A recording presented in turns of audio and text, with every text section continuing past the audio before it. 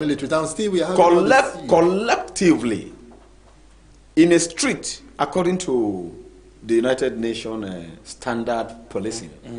How many policemen are you supposed to be to each number of persons?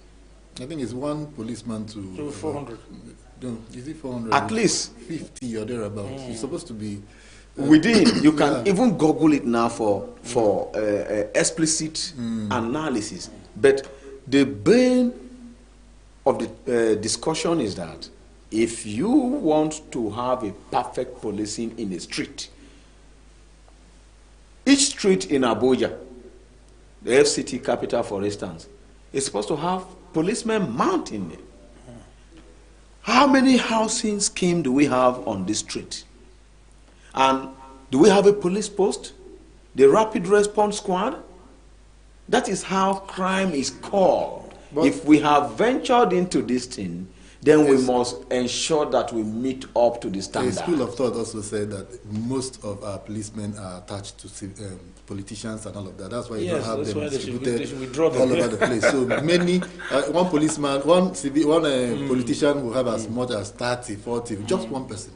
And how many lawmakers do you have, and how many big names do you have? Because that is why because of the level of the criminality. I think at the point they were more concerned about the security of the personalities rather than the masses. The masses. And so now, so they're shifting attention. Yes. To this. I think at another point, the IG of police actually ordered that most of them be withdrawn.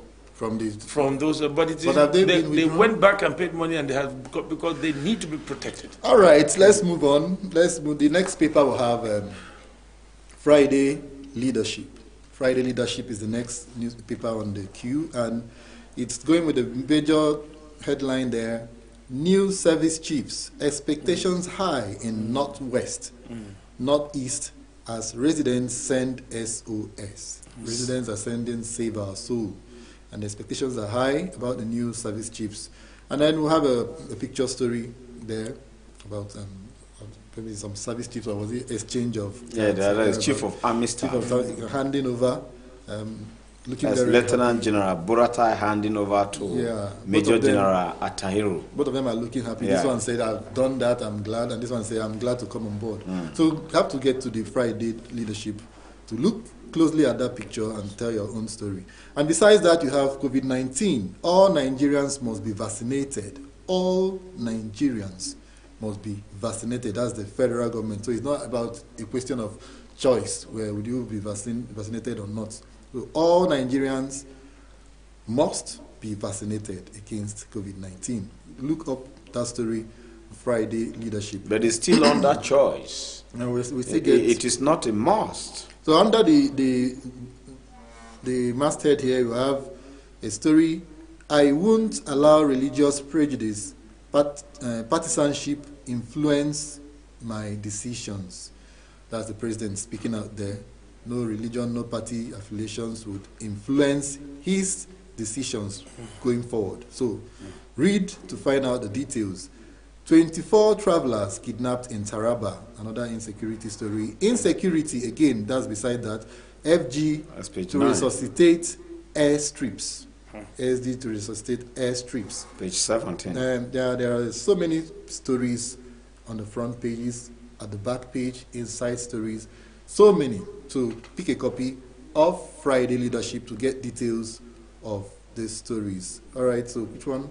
We've talked about insecurity. Let's look at the COVID-19. All Nigerians must be vaccinated. Are we going to see legislation to this? Or is it? I don't understand why. There is an already. I think the vaccination is becoming a very serious problem. Some people have decided to leave this country to go and vaccinate. Get their own vaccine. And get their own vaccines outside. I don't know if it's the same vaccine that they are going to give the general public. That is yet another thing. And then two, I have a problem with vaccination. When you are making so much noise about vaccination and you have not made so much noise about tests. Now, is it that it is when you are found positive or you are not found positive that you're going to be vaccinated? Because for this particular sickness, they call it what? That affects the liver. Hepatitis. Hepatitis. Yes, so when they test and they discover that you are positive, you can't be vaccinated. you can be vaccinated. For the COVID-19. No, we're trying hepatitis, we're trying to bring, for instance. Okay, Yes. okay. So you are saying everybody must. That must, I don't understand. That's why I have a problem with. Must you all go through the vaccination, not minding whether you have not been tested to know whether you're positive or you're negative? Vaccines is not about getting infected or not. A vaccine is more like a preventive measure. It's more like to prevent the spread. So when you say everybody must be vaccinated, does it make sense? Has to get vaccinated. Does it make sense? What about if you're already positive? What will the vaccine do? Now, people that are positive are already getting treated. So those who are not positive yet, and the vaccine from what we have gathered, it does not stop you from being infected. But at least it's a preventive measure. That is why we say that it can't prevent you from being infected. Assuming somebody else come to with COVID-19 patient, or you come across COVID-19 patient that sneezes at you, or you still get it. But the vaccines does not stop it. So what is the essence of being must to be vaccinated? The knowledge of vaccination that we have is that you must be tested. No, I don't think so. Like when you talk about polio vaccination, there's a lot of vaccinations that go on. Well, do you test people? Do you have polio before you give them vaccination? Like when you talk about children, at some certain age, you must take some vaccines. So it is to build immunity against in foreign bodies. So we are trying to build immunity against COVID-19. Well, constitutionally, it is not a must. No, but the president said must. Even the current law that Femi Gbajabiamila, the Speaker of the House of Rep, was trying to promulgate that time, that Nigerians, I don't know whether they have passed that law. They have to know. You understand? You can't make it compulsory. Nothing because there are other factors in the constitutions that give citizens right to refuse or to accept. And then when you have the COVID-19, you will now go back to the constitution, or what do you do now? Yes, because if you said people are suspecting a lot of things. Inside this vaccine. A lot of conspiracy theories are ongoing, though it is good. Did we develop this vaccine here? Well, if we develop it here, Nigerians might have more confidence that yes, this is Nigerian vaccine. How many of the vaccines have been developed in Nigeria? Well, polio vaccine. Then what is the essence of how many Ministry of Health? Why is it this? What is the essence of the Ministry of Health? What is the essence of all the investment? The Ministry of Health should be telling us that they have brought this social number to cater. Okay, they approved 10 billion, and the National Assembly is stopping it that they must not produce vaccine. They must have to come and tell them first before they spend that 10 billion. So are we working, are we progressing, or we are retrogressing, or we want to just import vaccine and give to people? National Assembly members have gone abroad to go and carry their vaccine. Yes. So they don't care whether ordinary Nigerians. So the concern is about the 10 billion. If I must be vaccinated, I want Nigerian vaccine. And I want to check my status to know whether I'm positive first. No, that's not how these things are done. You need to follow the regular standard when you talk about. Nobody will vaccinate when you have a pandemic or when there is a prevalence of a certain disease condition and there are vaccines available. It's not about test whether you have it or not. Vaccines are meant to it's more of a preventive measure. That is, you have not read everything about that vaccine. What I'm saying is this. If the vaccine is going to prevent me, I'll be glad. Let's land. The thing is this. Nigerians need to be very careful. One of, what is this theory you talked about right now?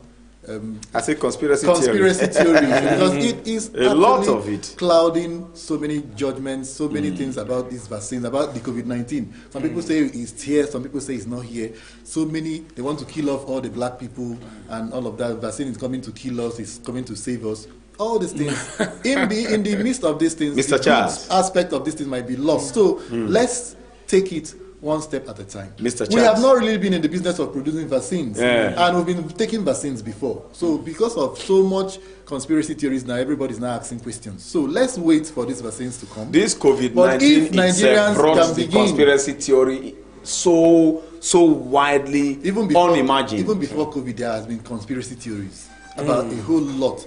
You don't forget about even the polio. Yes. That was why even in northern Nigeria they refused. They are not going to take any vaccine. Because it killed people. The first testing killed a lot of children. It might be a clinical so it doesn't mean that everything that is why people are always skeptical about vaccination. You see, if you just vaccinate, you can't tell them that they must take vaccines because you want to prevent a pandemic. It's better not to take it, and a lot of people should die. HIV, for and what about taking it and then die as a result of it? HIV has been with us. Do you know that up to now, there has not been vaccine for HIV? Even cancer, over 50 years. There is a cure that makes people... How suddenly have they discovered the COVID-19 now? And the COVID-19, let's say, is a pandemic. That just happened The pandemic, how does it come about? Okay. People, we know how they said... HIV was from ape. They gave us it always comes from the animals. genesis All these diseases must come the from HIV, animals. how it was manufactured.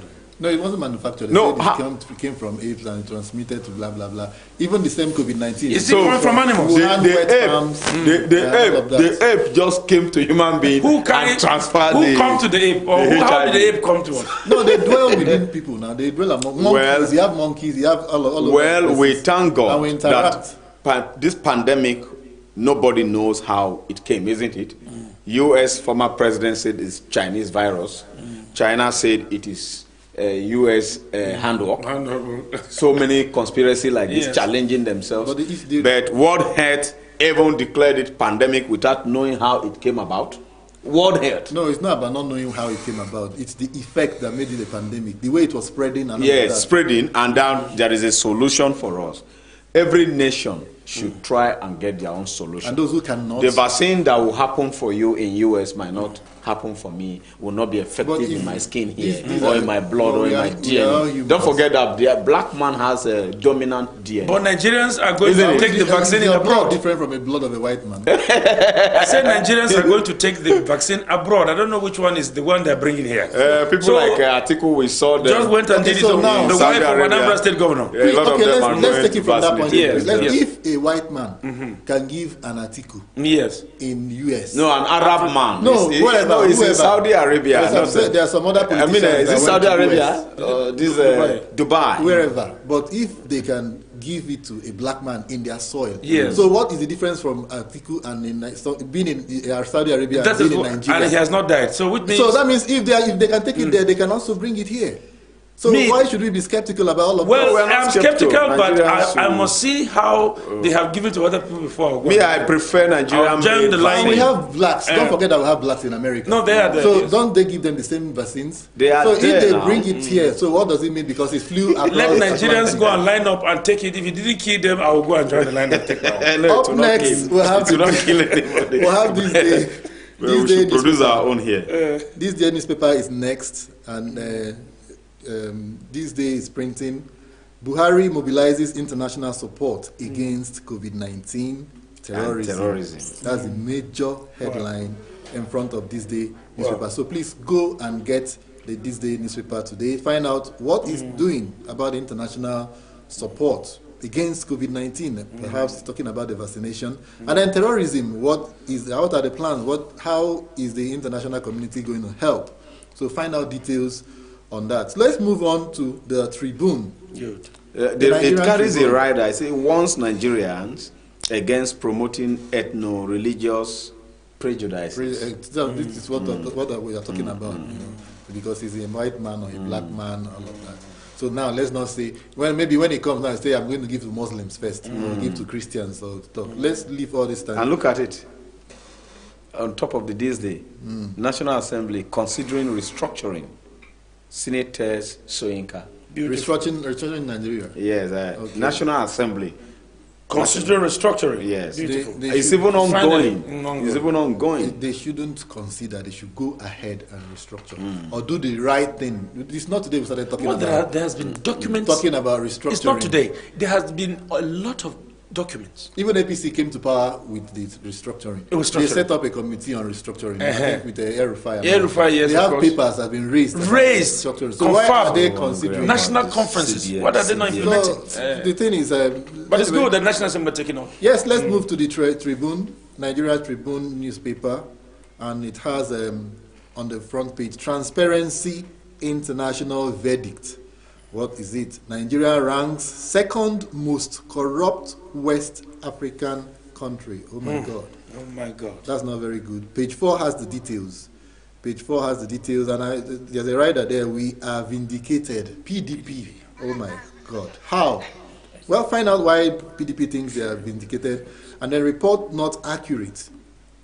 It's not accurate portrayal of facts on the ground. Of course, the presidency is not going to take that, because I don't know. Besides the picture story there, you have Buhari's failure cost dislike for Fulani.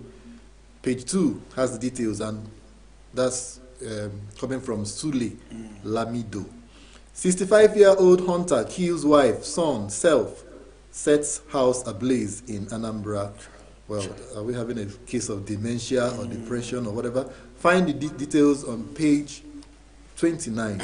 322 days after, Cross River Assembly confirms Ipeme as Chief Judge. Well, find out that good news for those concerned on page 4. Southwest PDP aborts meeting over absence of Fayoshe.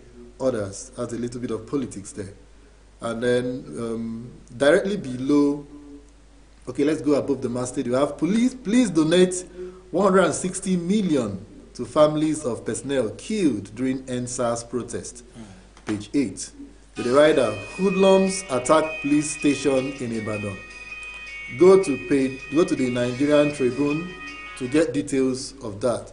Only IGP can approve recall of dismissed unmarried pregnant policewomen. That's the police talking about that issue there. Which unmarried woman got pregnant? Get to page 9 of the Nigerian Tribune to find out that story. And also, MTN supports African Union's COVID-19 vaccination program with $25 million. MTN. Kudos to MTN. That's page 7. I wanted to react to that amnesty report. Okay. That amnesty report is a bizarre one. But we are familiar with the antics and schemes of politicians using amnesty data to qualify Nigerians' status in certain areas, especially when tagging us the second most corrupt nation in West Africa. Well, while Amnesty might present their indices, like the issue of NSACs, from what I saw, police bribery and corruption in the police force, and which other report, the 3 yardsticks that they brought on table, why they tag Nigeria the most corrupt nation. Okay, the fight against financial crime, anti-graft, that a lot of money were recovered and people couldn't know how. No accountability. Now you see, these 3 yardsticks is not enough to tag the country second most corrupt nation in West Africa. Amnesty has been politicized over time by international bureaucracy and even some animosious politicians. Like if I'm opposing you to your government, there is nothing you will do that I will not fight you, especially if I believe that I am better than you, which I am not better than you. So you believe Amnesty yes, as an organization is compromised? It's compromised in several areas. Let me tell you, yes, we are not getting it right in the country. Doesn't mean that Amnesty is the one to adjudge. But it's not only Nigeria that Amnesty talks about. Yes. They are not particular about Nigeria. They are very particular. They are very, very, in fact, the occurrence at which Amnesty talk about Nigeria, but they don't talk about any other nation. No, like that. They talk about where they see stuff happening. I think I have a contrary objection. Yes, I know. Before you land with your contrary objections, let me give you this point that, look, in the country today, before now, and even, yes, we know that there are things wrong in the country. But that's what they are talking about. But they have tagged us. They have tagged us and said, look, they are not the ones to tag us. Maybe Nigeria is the second country that has the most things going wrong. That's what they are saying. It's not really about... I know that things like the police force, yes, corruption... So if they still say what they see, is it wrong? is that only what they saw? They are actually looking for I want wrong to. place. Is that Yes, only, because I have anyway, I will interject just the way you interjected. Because, Go ahead. Nigeria ranks second most corrupt West African country. Amnesty International verdict. It is a verdict, and once there is a verdict, it cannot be taken back. We should be concerned about how Amnesty International got to the point of giving this kind of verdict. And then you should also know that you have said here and observed here that, of course, we're not getting it right. And I want to say to you that before they get to this verdict, Amnesty International, they distribute questionnaires to ordinary citizens on the streets, in places. If they base their judgment on questionnaires, then it's actually very wrong, because I don't think you can ask anybody that is hungry, that haven't eaten food on the road. That is no, but the question, of course, this is where, because I'm a member of Amnesty International. I contribute to Amnesty International. I'm very much aware. I'm a bona fide I have interacted member with of the Amnesty. And I'm telling you me? that they pile up these questionnaires so that they will be able opinions to be able to get them to the verdict. Just like DJ sent to me. If you open your mouth and say to apply and write to this Buhari, is what you see, this is how you feel, it's enough. But if you don't have facts backing you that, okay, this is a person, of course they are anonymous, they're not exposed, names or who, it's a very clear indication that people are suffering in this country. No, and even but people can also, like he said, if I am disgruntled or if I have stuff against you, that is the and they give me signature. that You just sign to say something I know about Peggy, because I'm not going to write my name. Yes. I can just go ahead and blast your name will even be there. You understand? Your name, but it's your not email, enough your for phone you to number also will sit be up there. in case You that you have understand? this kind of verdict. Okay. So Nigeria, forward. Equatorial Guinea, is it? But there's a verdict. There's an organization. They know how they work. They know how they work. And if they decide to come up with this verdict, who told you that the verdict can be reversed? And then for them to have come up with this verdict is so that Nigerians will sit up. Their verdict is not yes. from the United Nations. Yes. Their verdict is also not from the ICC. No, it's their own. It's just an organization. Amnesty International is just an organization. Like you belong, I belong. Now they get samples and opinions from us. You understand? And like I said, and they submit it to United Nations. And they submit not only to United Nations, so most of the time, any organization that wants to deal with Nigeria, so that there will be a kind. It is highly mendacious sometimes because of the kind of ill feelings they have. But tomorrow we may decide to have a better verdict if we sit up. Nevertheless, the country, the yardsticks they brought on table before they arrived at the verdict, the police force, which the country has promised to reform. Up to now, at the checkpoint, because one of the videos that Amnesty presented was that police takes bribe at the checkpoint while trying to check your particulars when you are driving. That is still happening. And will still continue to happen. And may still continue to happen. And the solution to that is a willing IGP. Now, you see, if you give 2-3 examples to states, if you're from Abuja and you are going to Benue, you leave Nasarawa State, please sir, permit me. If you leave Nasarawa State, you might not have checkpoint from here to you get to Nasarawa. But when you are reaching around the moment you enter Kadroko, you are still seeing more than 50. You will not just road block. They will block the road like armed robbers. But you know what Amnesty is talking about? That is why I'm saying that notwithstanding. I said nevertheless. But they are stopping to curb. They are curbing, bandits on the way. And then they're stopping motorists. That is the only you see this bandit moving around and kidnappers. They move through roads. They move through bike on the road. They move through vehicles on the road. Why are they not being caught? It's because of these stipends. This 50 naira. They call it shiny. Is this shiny or wazobia that they give to police? Give us white. So only a willing Inspector General of Police that can give a directive that will include deterrence to police commissioners or state police commissioners. If not, that will not stop. And All even right, empower, we and even empower citizens with phones. Yes. To capture them. To capture. And look at, I think the National Assembly can make a law so that citizens and so they'll be afraid anytime they meet with can video them and come and you understand? If not, it will not stop. What I'm saying is this: you are being particular about the police, and I tell you that if the Amnesty International should look beyond or go further, maybe Nigeria will be the #1 in the whole world. Because we've not talked about admission racketing, we've not talked about job racketeering, we've not talked about federal character, not represented. We've not even talked about in the marketplaces when somebody is how the corruption they do with scale. Before they give you a mudu of rice or beans, they will heat it and all of that. You are buying half mudu for 1 mudu. Is that not corruption? For your child to go to school, you have to bribe somebody and you're looking at only the police. So I think Amnesty International, their report, they've not really done it detailed enough, because if they go details, they are hasty about it. No, they don't. That's why I said, is that the only?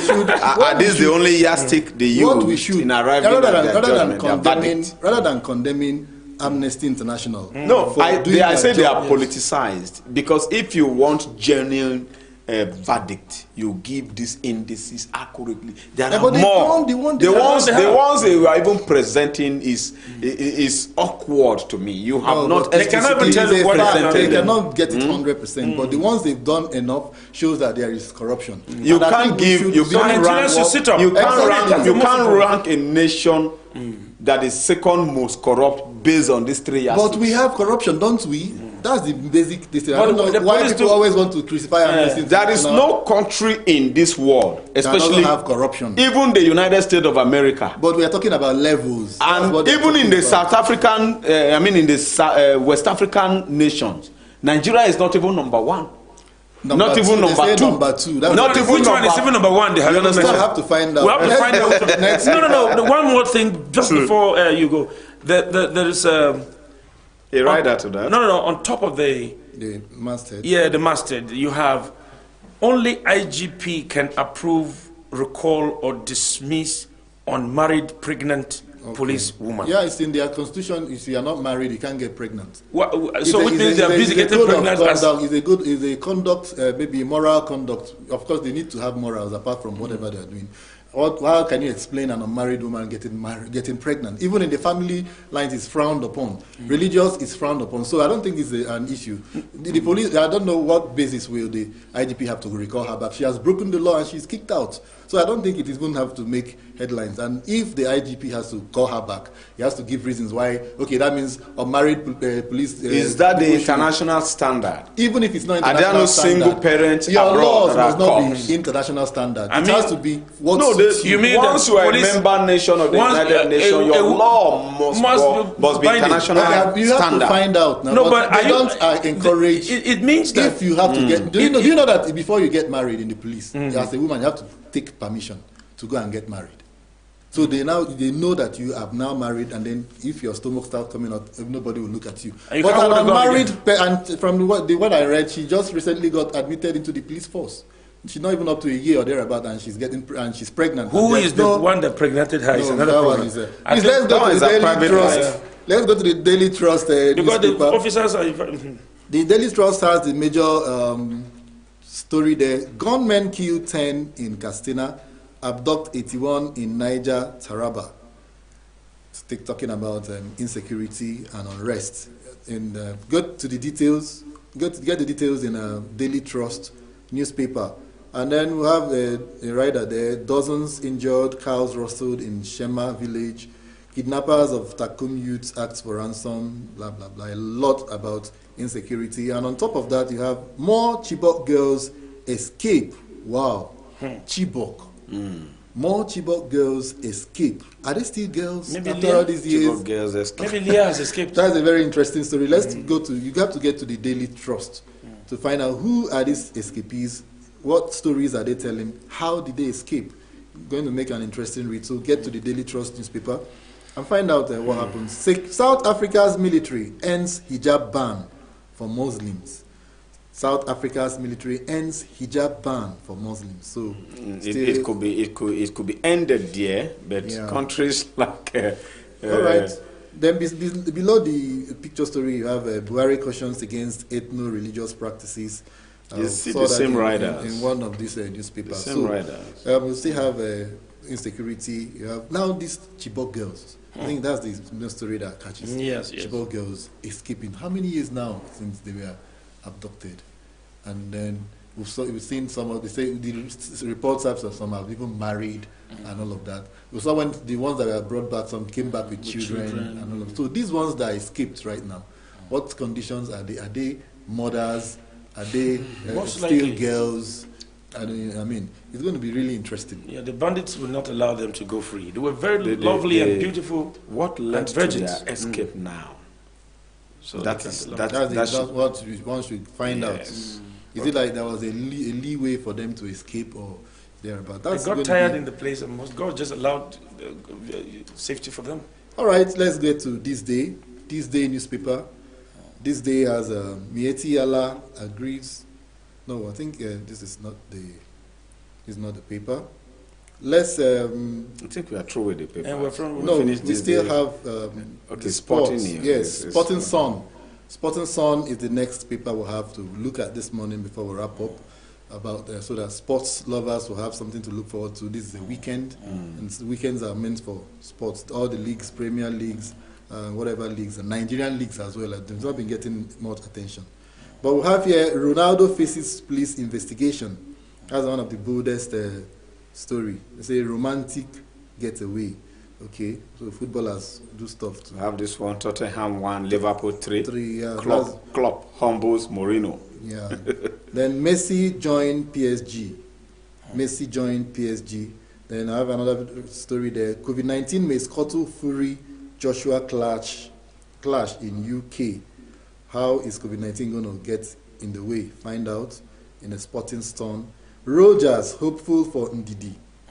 Ndidi, that's one of the Nigerian internationals. Plying his trade somewhere out there, making money, making leads, scoring goals. Aguero to decide Man City future next month. And then join. Yes, a little bit of Nigerian story there. Raw tax Onyekuru on Galatasaray move. And then Ahmed Musa confident West Brom deal will pull through despite visa hitches. Okay, Man United initiates Igalo. Okay, so Igalo is now a Man United. To remain Red Devils fan forever. Ever. So he's going to retire in Man U. Wow. Going by the fact that he said he has always dreamt of playing for Man U. Now his dream has come true. And this Messi story, people said he can't do better apart from Barcelona. He should try another venture. I think now he's moving to PSG. All right, there is also a table there for sports lovers. There is a league table to look forward to. I think it's EPL, maybe Man City. I think is that Man City topping the table. And for those of you who plays your own within the Niger bet and whatever, you said you have great odds there on every bet. Risk is free. Bet is only 20 naira for all new customers. Gamblers. That's for gamblers. The Nigerians are making money from it. There is a law in Benue State. This is the bet law, where the government get money, some taxes from people that owns shops. For betting. Even the Ministry of Special Duties and they have that portfolio under the ministry. Lotto and the rest of this gambling thing. They make a lot of money for the country. PSG is still offering Ramos lucrative 3-year deal. Yeah. It's still on the Sporting Sun. All right, so much printed on the papers today. The newspapers have gone through, talked about insecurity, talked about COVID-19, talked about a little bit of governance. And also, let's look at... That Ronaldo, it was a romance birthday. Yeah, leave him. He went and had...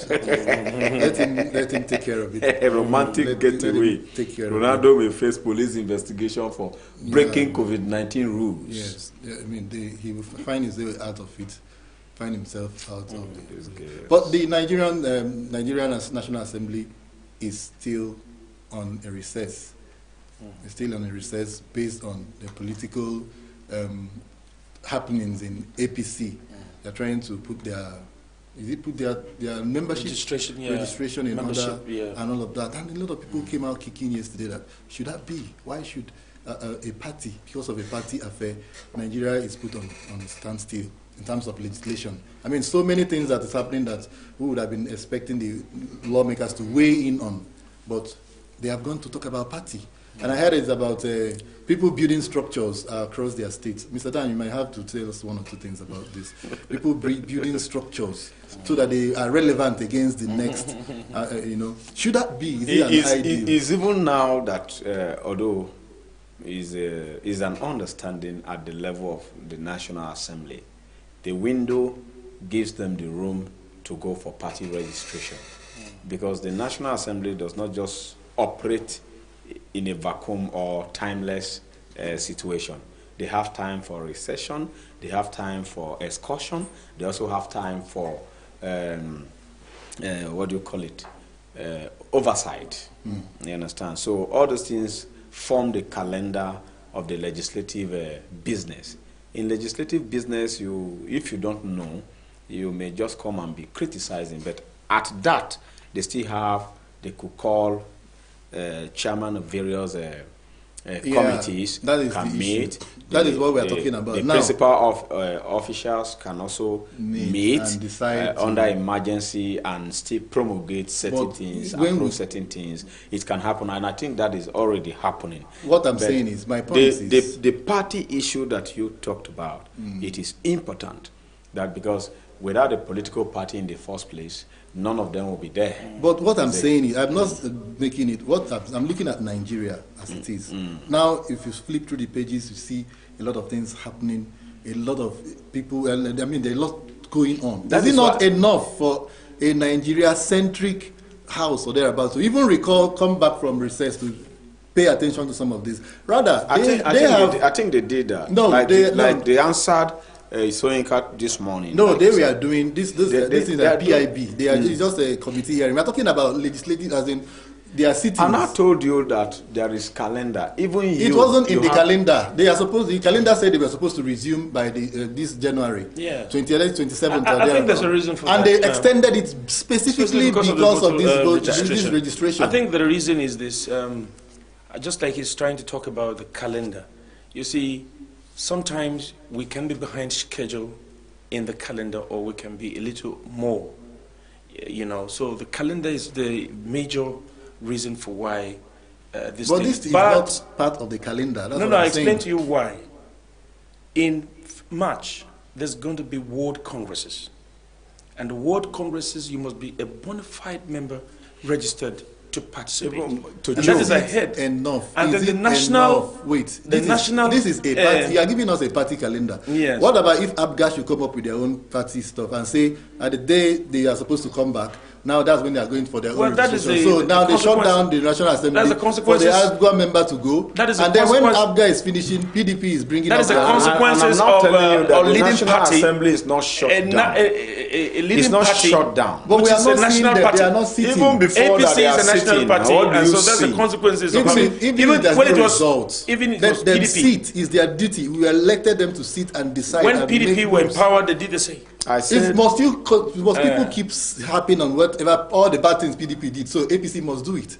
No, it is about... But don't tell us that because PDP did it, APC has to do it. It is a syndrome of a party that is in charge. It is not right. They always doesn't make it right. It is actually wrong. It's wrong. You understand? So we shouldn't be saying because it is PDP actually did it. wrong. But like I said, party platforms brought them there. They have to respect it. If there is anything that they will do outside the power of the executive and the judiciary, they will have an emergency, sitting. So what is happening in Nigeria doesn't call for them to... They have been dealing with those issues a very long time. Now we have just 2 months or so or less to the World Congresses and then the National Congress. Governance doesn't concern the National Assembly. It's all about party politics. All right, I think that's where we are. We've talked so much about some issues. When they approved 10 billion, didn't you see that the National Assembly... Did they reconvene? No, that was just on the page of the newspaper. When they come back, they might now have to... Under emergency health crisis, they reconvened. It's not as if all of them must reconvene. Like I said, the committees, they have various chapters and various committees. They will reconvene. They did, and then they said you must not go ahead with that money until we know how you want to spend it, you know. And they finish and They're always concerned about money. In fact, they have been the reason why nothing moves in terms of development. So let them go and do the infrastructural amenity in this country. Oh, why is Because the that? bureaucracy among them for kickbacks and all those things, I want to oversight, I want to know what you are doing. You only oversight when implementation is done. You don't oversight before in the process. You have to allow the process to last before you oversight. But our own National Assembly, each time they take a move, they want to check. They are power drunk. They want to tell the executive, look, we have this power. The only place they don't militate or try to negotiate for power tussle is the judiciary. No. Judiciary, okay. Oftentimes, because they know the judiciary knows more than them. So the judiciary will even want to interpret certain aspect of the constitution or their own business of the day, order of business to them and say, look, you are wrong here. Yeah. And so even when the judiciary is erring, they can't even rise up to the occasion against the judiciary. They've done several cases. They've come up to say one or two things about that is wrong. I don't think they are scared of the judiciary. They are really scared of the judiciary. It's only when this Minister of Labour. You don't want the Minister of Labour. Is it Minister of Labour dealt with them the other time and told them, my friend, I know this thing, please. Stop interfering. Right. That has been a press talk this day, Friday, the 29th day of January 2021. It is a Friday and a weekend, the beginning of a weekend. Please remember, COVID-19 is still very, very much around. If you believe or if you don't believe, please do the needful. The government has said, wear your face masks, maintain social distancing. All the guidelines, please do maintain all the guidelines so that you stay safe. And as you are doing that, please stay away from trouble. Don't cause trouble, don't get into trouble. Have a wonderful weekend and enjoy yourself so that on Monday, we will come back again and we will see you on this platform.